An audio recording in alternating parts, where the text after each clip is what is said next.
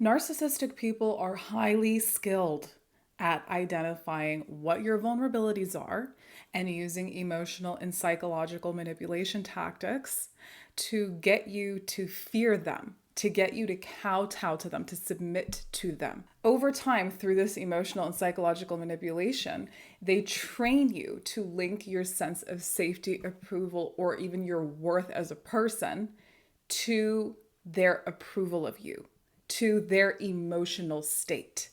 And that's what causes this fear to arise. Because if your worth and your safety, if your sense of approval is tied to this narcissistic person and they are, emotionally volatile, you feel like you're walking on eggshells, you don't know when they might pop off next, that creates this constant state of fear and anxiety for you because you don't want to set them off. You want to please them because you're tied to them emotionally, right? And they really leverage this fact that you are committed, you are in this relationship, which is a totally normal thing, right? When we're in a relationship with someone, the expectation is that we're invested emotionally, we open up, we're vulnerable. And the expectation is that that vulnerability is going to be honored and kept safe by our partner or whoever it is that we're in a relationship with.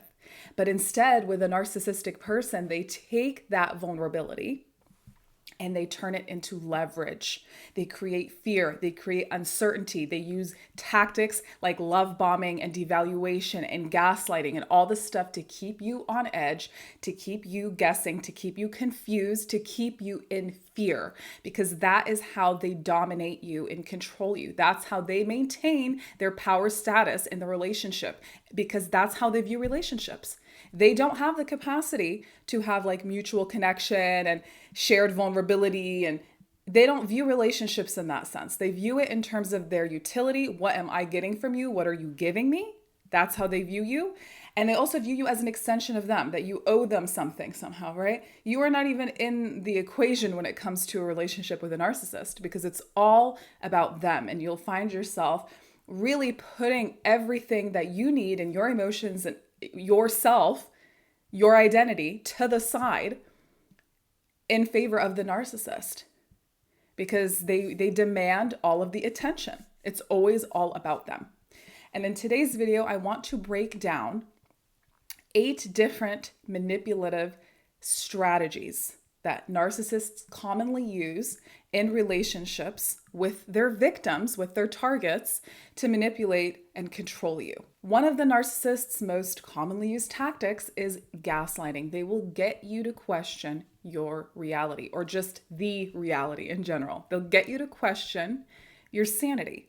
So they'll if you're confronting them about something that hurt you that they did, they'll gaslight you. They'll say you're too sensitive, or you're remembering that wrong. That's not what I said. That's not what happened.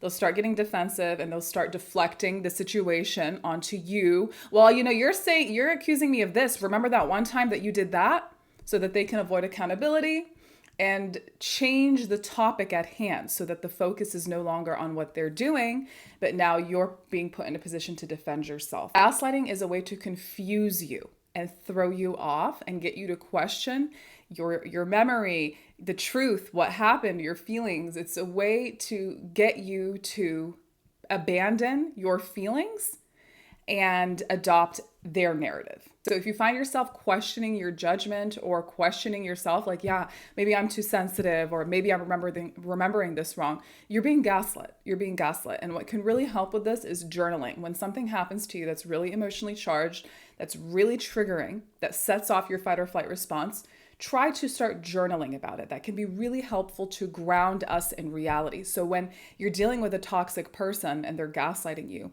you can go back and refer to what it was that you're feeling in that moment and what happened, your account of the events, which can be really grounding when you're met with someone who's getting you to question your own sanity. And you journaling is for you, not for them. It's for you to ground yourself, because a narcissist, you could present them with video and photographic evidence, and that would still not be enough. They'll find a way to gaslight and finagle their way around that too. Narcissists are for themselves at the end of the day. They don't care about truth. They don't care about rationality. They could care less.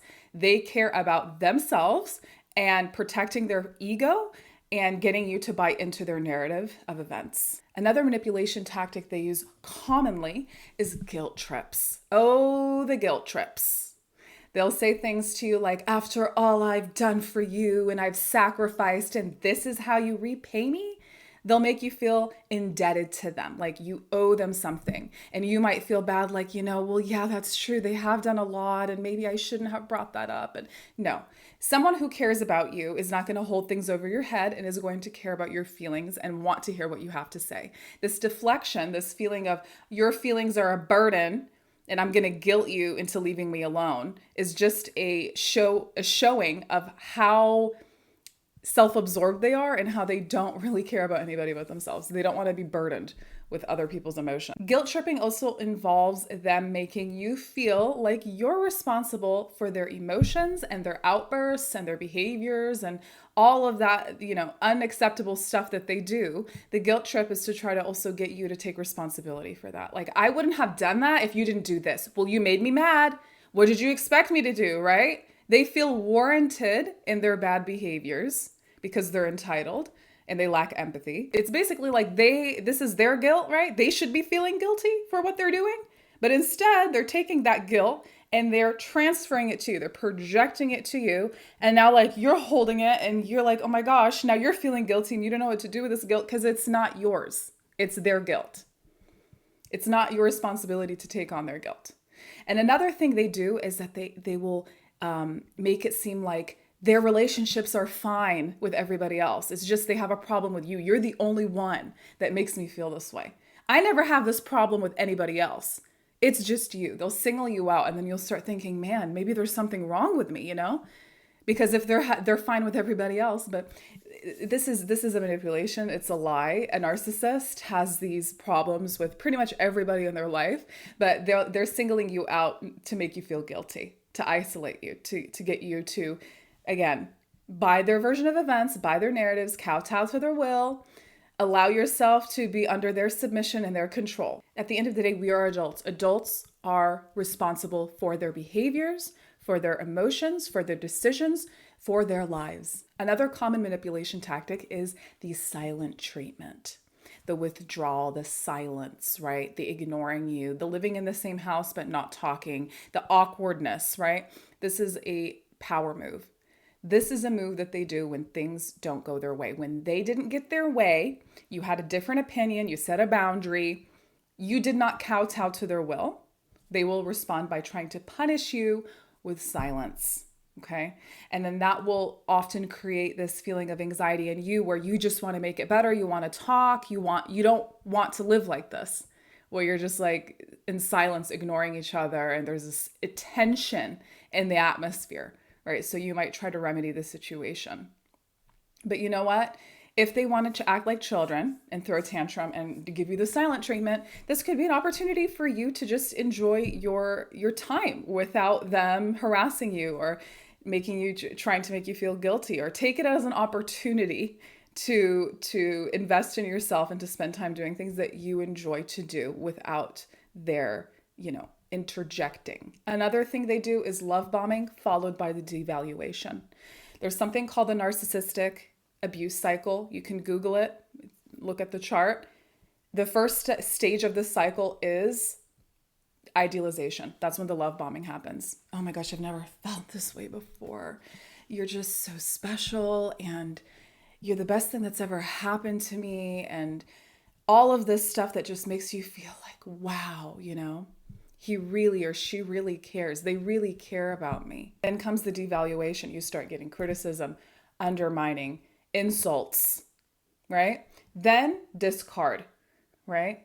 Then after they've discarded you, they'll come back and they'll try to hoover you back into the relationship, and the cycle starts over again. So when this idealization phase occurs, once they feel like they've got you, like you're committed, they have control of your emotions, you're hooked to them, you're hooked to the relationship, you're there, that's when they will use devaluation. And when they devalue you, they become very cold, very critical, very distant. And they do that only when they feel like they've gained control over you. And that leaves you in this really trauma bonded cycle of trying to get back to that warm, kind version of them that you saw during the idealization phase, right? So you will do things to try to get their approval. And this cycle is so addictive and difficult to get out of because it's like playing a slot machine. You're putting your money in this machine. You don't know when it's going to hit, but you have hope that it's going to eventually hit. And when it does, it feels so good. It feels elating. This is what we call the intermittent reward cycle. It causes us to have a hormonal addiction to this relationship because when you're being starved of affection and you're being given you're being criticized and undermined and all this stuff all the time, you're being abused all the time, and then you get a little bit of kindness and warmth from them every once in a while. That kindness and warmth feels elating, feels so good, even though it's not much. It might not even be anything special, but because you're used to dealing with their abuse and their crap all the time, that little break feels like it's the best thing ever when, it's really not much. It's like if you're giving a starving person breadcrumbs, they're going to think that those breadcrumbs taste amazing because they're starving, even though those breadcrumbs are not anything special. This is a very addictive, difficult cycle to go through, and this is what causes trauma bonding to happen. This hope that we can get back to that version of them, that love bombing version that doesn't actually exist. That's a manipulation. The love bombing is a manipulation. How they're acting during the devaluation phase is who they truly are. They are very insecure inside. They feel the need to bring other people down and make other people feel bad about themselves in order to elevate themselves. That is their MO. That is how they function. That's how they cope with their lives. And as someone who's in a relationship with a narcissist, you are most definitely going to be the victim of this love bombing devaluation cycle, this intermittent reward cycle that's very addictive and difficult to get out of. Another thing that narcissistic people like to do is they like to triangulate, meaning that they like to pit people against each other. Okay. So it could, in the course of like a romantic relationship, it could look like, oh yeah, so-and-so was hitting on me and to try to get you to feel like, yeah, see, they're really desirable. And, a lot of people want them. So it's an attempt to create jealousy and possessiveness inside of you, right? To manipulate you, to have more emotional control, like, they're desired by a lot of people and you better, watch out. Or it could look like in the family system, pitting siblings against each other, going to like the parental figure, if you have a narcissistic parent, going and talking badly about the sibling to the other sibling, and then vice versa, to try to pit them against each other so that the parent reigns supreme.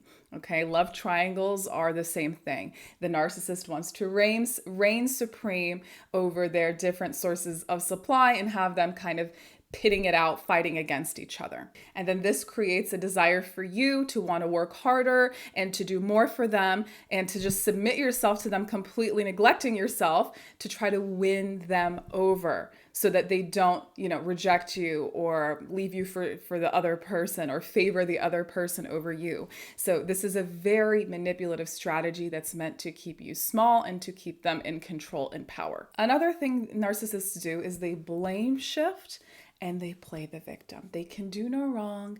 Nothing is ever their fault, even if they've done something that's really hurtful or abusive.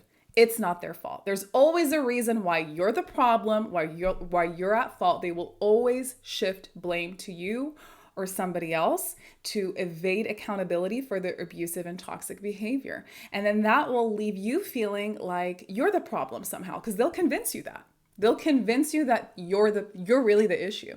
If you didn't raise your voice at me, right? If you had like a trauma response, reactive abuse, right? You're being abused and gaslit and manipulated and not seen and not heard, and you feel really, really riled up. Your fight or flight response is going, and you raise your voice, or you react in an emotional way, see, it's your fault. You raised your voice. You become the problem now. It's not that they are abusive and gaslighting and manipulative. No, that's not the problem. It's that you raise their voice at them. You raise your voice at them. That will now become the topic at hand. They're shifting victim and offender, right? They're the offender and you're the victim. But they try to convince you otherwise. They try to flip it around and convince you you're the offender and they're the victim. And sometimes that works. It leaves you feeling like, you need to apologize or you need to change your behavior or do things differently, even though you haven't done anything wrong. Even though they have wronged you and you reacted to their abuse, but now you become the issue. Another thing narcissistic people do is they exploit your fear and your anxiety. Any vulnerabilities that you've shared with them, instead of keeping those vulnerabilities safe and protected, they take them and they use it to exploit you. So they will learn about your insecurities and the things that make you tick and that bother you and that scare you so that they can leverage it to threaten you with humiliation, with abandonment, with, all sorts of things if you do not comply, if you do not kowtow to their will. And then that will cause you to be afraid of setting boundaries with them because you don't, want to be obviously threatened with these things, which is so abusive, by the way. Think about how messed up that is, that somebody would use the things that you have opened up to them about against you so that they can get their way. How exploitative that is and how traumatizing that is for you, because then you're left feeling like you don't have a say. You can't set a boundary. You can't say your opinion. You can't disagree with them, because if you do, it's going to be, something is going to be taken from your past and used against you and weaponized to get you to comply and to just shut up, right? And do what they want. That's terrible. The last manipulative tactic that they use commonly is inconsistent behavior. The inconsistency of you don't know when they're going to be nice or when they're going to be upset. Sometimes they're okay. Sometimes they're getting into a fit of rage and anger. And this keeps you on eggshells. It keeps you worried and trying to please them and keep them happy to avoid any angry outbursts or to avoid upsetting them. So you're constantly trying to anticipate their needs and read their mind, and this is an exhausting way to exist. So they're keeping you off balance as a way of asserting control, right? Narcissists thrive when they're in relationships where they feel like they have control and power over their targets. That is their main goal in any relationship and in life in general. They view life as a power struggle that they feel they need to have superiority over in order to thrive. So they don't have the capacity to really genuinely connect with people or care about other people or have empathy for people. They just don't have it. I mean, narcissistic people have had emotional damage to their limbic system in childhood.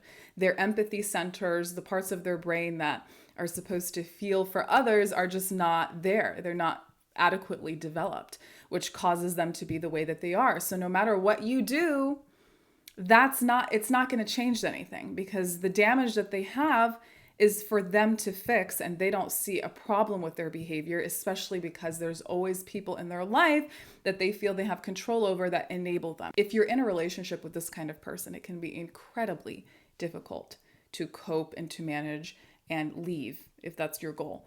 So if you need additional support, please feel free to reach out. You can find my website link in the description down below. Thank you so much for watching this video, and thank you for allowing me to be on this healing journey with you. I'll see you in the next one.